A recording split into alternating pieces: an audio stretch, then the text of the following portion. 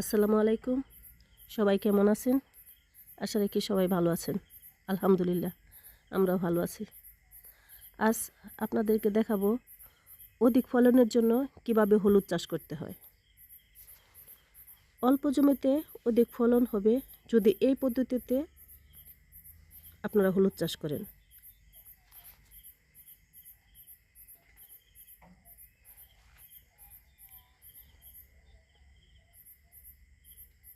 প্রথমে এই জমিটাকে যদি কোনো আগাছা থাকে সেগুলি পরিষ্কার করতে হবে।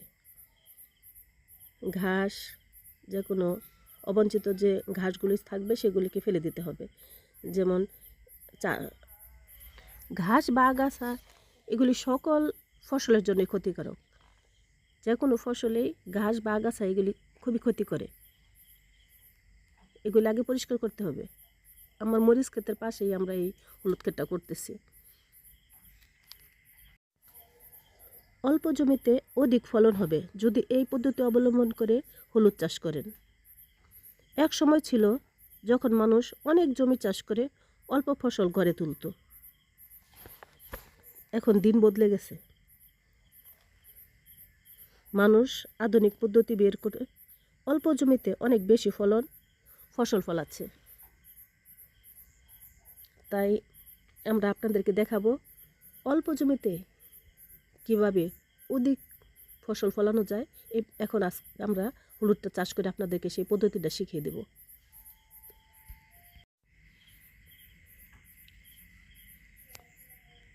এখানে প্রথমে একটা ড্রেন করা হচ্ছে। হালকা একটু গর্ত করে একটা র্যাক টানা নিয়ে ওটার ভিতরে হলুদটাকে বসানো হবে। নর্মালি মানুষ একটা ড্রেন করে এটার উপরেই বসায় দেয়, কিন্তু যেহেতু আমরা বলতেছি আধুনিক পদ্ধতি, তাই এটার মধ্যে দেখেন আমরা আরেকটু কিছু কি করতেছি। এই যেটা দেওয়া হচ্ছে এটা হচ্ছে সরিষার খোসাটা। সরিষা নেওয়ার পরে যে সরিষার খোসাটা থাকে সেইটা এখানে দেওয়া হচ্ছে,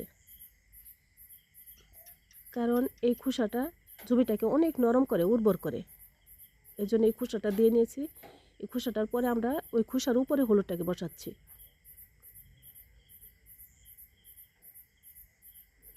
এটাতে মাটি নরম থাকবে আর প্রচুর হলুদ বাড়তে সাহায্য করবে।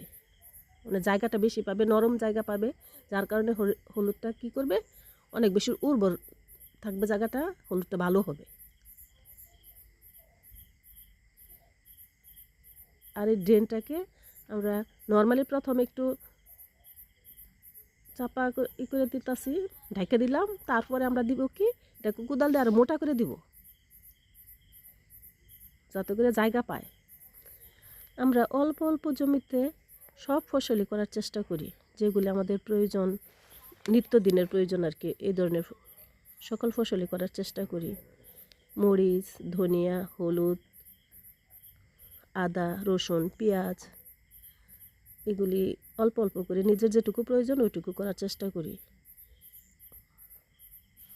অল্প জমিতে যাতে বেশি ফসল হয়, জমি অল্প, ভালো ফসল হয়, একটু ভালো করে করার চেষ্টা করি। এখানে হচ্ছে মরিচ ক্ষেত, মরিচ ক্ষেতের পাশে আমার হলুদ ক্ষেতটা করলাম শেষের দিকে। আপনারাও চেষ্টা করবেন নিজের বাড়িতে অল্প একটু জায়গা থাকলেও ভালোভাবে করতে, যাতে অল্প জায়গাতেই নিজের খরচটা উঠে যায়। এইভাবে করার চেষ্টা করবেন। আমরা আজকে যে পদ্ধতিতে হলুদ চাষ করলাম, এইভাবে করলে মাশাআল্লাহ দেখবেন অল্প জায়গাতেই অনেক হলুদ হবে। একটু কষ্ট করে এভাবে করার চেষ্টা করবেন।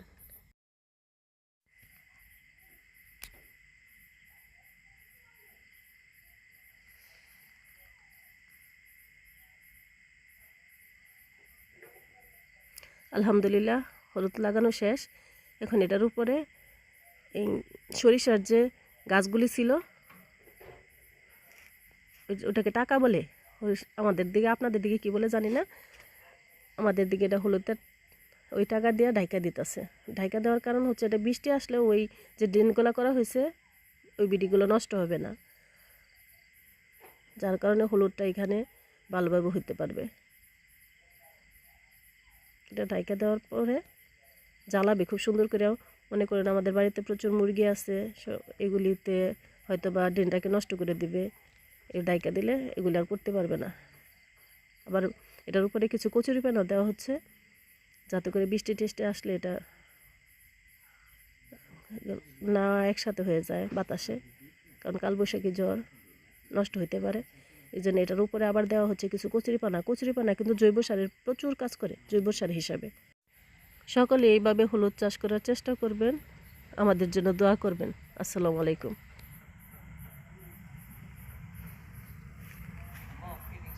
হুম।